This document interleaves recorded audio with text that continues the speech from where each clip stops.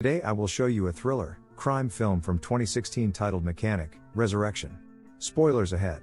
Watch out and take care. For 5 months Arthur Bishop has been living a quiet life in Rio de Janeiro, but always on high alert, under the false identity of Mr. Santos. One day, during lunch, he is approached by a mysterious woman who knows Arthur's true identity as a hitman. Her client needs him to kill 3 targets and stage them as accidents. Realizing he is surrounded by mercenaries, he takes the woman's picture as she reaches for a gun.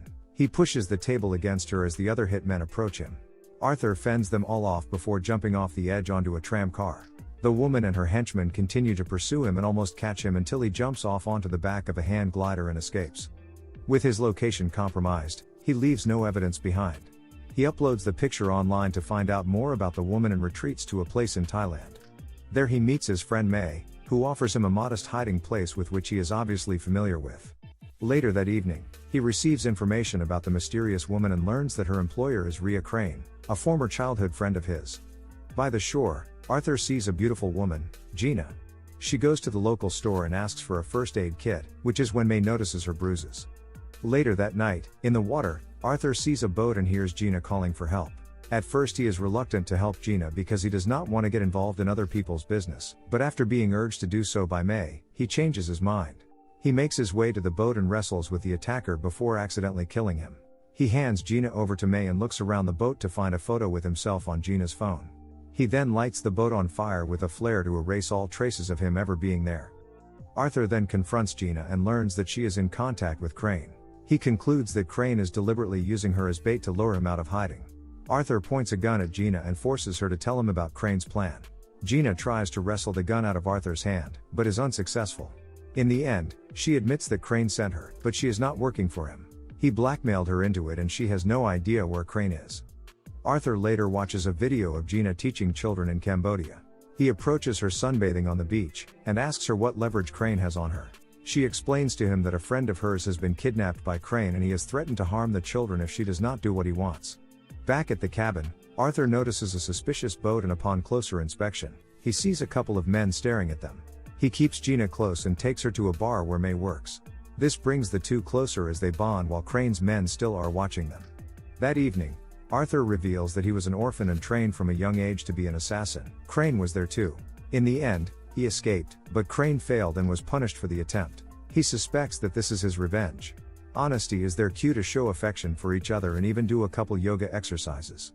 The next day, as the two are walking along the beach, Crane's men approach them in a boat, and Arthur kisses Gina and promises her that he will get her home no matter what. They kidnap Gina while Arthur tries to fight them off, but they turn their guns on him and Crane arranges a face-to-face meeting. Arthur is taken to Crane's headquarters while Gina is held hostage on a yacht, so Arthur gets the job done. Crane gives him a folder with 3 targets that he must stage as accidental deaths or Gina will die. The first target is an African warlord named Krill, who is locked up in a Malaysian prison. Crane warns him that Krill is in a maximum security prison surrounded by shark-infested waters and closely guarded around the clock. Arthur reluctantly agrees to carry out Crane's mission. In Malaysia, he looks at some local felons and finds one who fits his figure and has a tattoo on his face. He gets some C4 and disguises it as gum. He draws the dice tattoo and forges his documents. He then goes to the streets and acts all suspicious in front of the police to get himself arrested. Thanks to his tattoo, they confirm him as the wanted criminal. After that, he is taken to the same prison as Krill. The security check there is pretty light. He immediately makes an effort to get information about Krill from other prisoners and learns that some others have a vendetta against the warlord, but he has his bodyguards protecting him all the time. Arthur watches Krill for some time and finally the moment he has been waiting for arrives. He kills one of the prisoners who tried to get to Krill while he was careless. As a thank you, Krill invites him to a meal together, just the two of them. Krill reveals that he is always the target of assassinations and needs a full escort, so he can use men like Arthur. When Krill rants about his plans to take over Africa once he is released from prison, Arthur strangles him to death and makes him drink poison to make it look like an accident. He fools his bodyguards by having Krill sit at his table to make it look like he is in the middle of praying. The guards become aware of the incident and see Arthur on the security cameras. He uses C4 disguised as gum to make a bomb that blows a hole in the prison walls. He goes through it and jumps into the ocean to escape where Crane's fishing boat awaits him. After killing Krill, Arthur gets his next target, Adrian Cook, a billionaire underage human trafficker from Sydney. Not only that, but he's an arms dealer, just like Krill. Adrian's paranoia is as big as his ego. His luxurious penthouse has military-grade security that makes it nearly impossible to get in by standard means. Arthur pretends to buy an apartment near Adrian's place. Then he duplicates the key and studies the floor plan of the apartment building. He also makes a mixture of chemicals to break thick glass. The next day, Arthur sneaks past the building's tight security and enters the apartment with his duplicate key. He makes all the necessary preparations and climbs onto the glass under Adrian's pool. Knowing exactly when the old man goes swimming, he drills a hole and inserts the chemical, cracking the glass. As the water leaks out, it creates a whirlpool so strong that Adrian is thrown out and plummets to his death. Once again, Arthur makes a clean getaway. Perfectly staged tragic accident. While relaying the details of the third target, Crane allowed Arthur to speak to Gina via video call. She had fixed the camera so Arthur could see a serial number on a boat next to them through the window. He then contacts the port and finds out that Crane's yacht is in Sydney. His friend takes him in a helicopter, after which he climbs onto Crane's yacht to rescue Gina. He fights Crane's men, but is eventually outnumbered and captured. Crane is furious at his action and demands that Arthur completes the job within 24 hours if he wants to see Gina alive again. Arthur travels to Varna, Bulgaria. His last target is Max Adams, a wealthy American arms dealer. Max, on the other hand, having learned that Krill and Adrian have been killed by someone, has immediately ordered his men to increase security at their base. While planning to kill Max, Arthur realizes that his last target is Crane's only major competitor in arms sales. Since it was impossible to break into Max's base by normal means, Arthur snipes one of the guards on the helipad and a rescue helicopter is summoned, which he had snuck into. When the helicopter lands on Max's helipad and the guards are busy with their wounded comrade, he sneaks out unnoticed and plants a jammer that disables the building's security cameras. As the guards begin to mobilize, he makes his way into the building. Along the way, he takes out a few guards. When Max is on his way to his state-of-the-art panic room with a biometric lock, he is surprised to find Arthur waiting there for his arrival. Arthur says he's here to talk and Max, unfazed by it all, sarcastically replies, "Lose your cell phone?"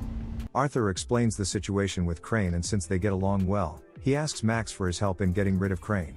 Being a man of high morals, Max agrees to the plan proposed by Arthur. They first stage Max's death by blowing up his base and removing his traces in the sea. The news of the huge explosion and the death of Max Adams immediately becomes the focus of many parties, including Crane, who watches this on television. In fact, Arthur manages to get Max to a remote island where he can hide. He then calls Crane to tell him the job is done and he can let go of Gina, but he does not consider the job done until he sees Max's body. Arthur, expecting this, asks Crane to come to the submarine bunker to see Max's body himself. Crane sends his most trusted man to Arthur and orders him to kill Arthur once they confirm that Max is dead. Certain that Crane will double-cross him, Arthur lays a series of booby traps throughout the submarine cave to take out as many of Crane's mercenaries as possible.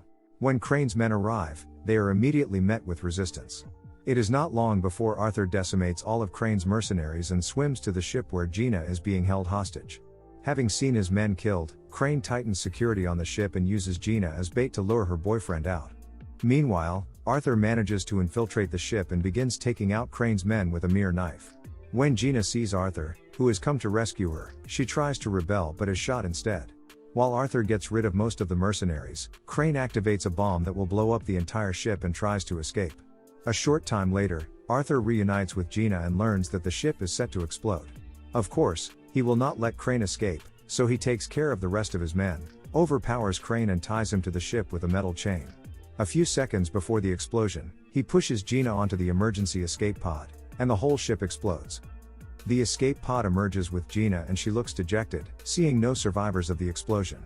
Max sees Gina being taken to an ambulance and is told that there were no other survivors. But Max is not sure everything is that simple. Some time later, Gina has returned to Cambodia and is taking care of the children. She looks depressed, still thinking about Arthur, who was supposedly killed on Crane's ship. However, her expression changes abruptly when she sees Arthur standing before her without the slightest injury.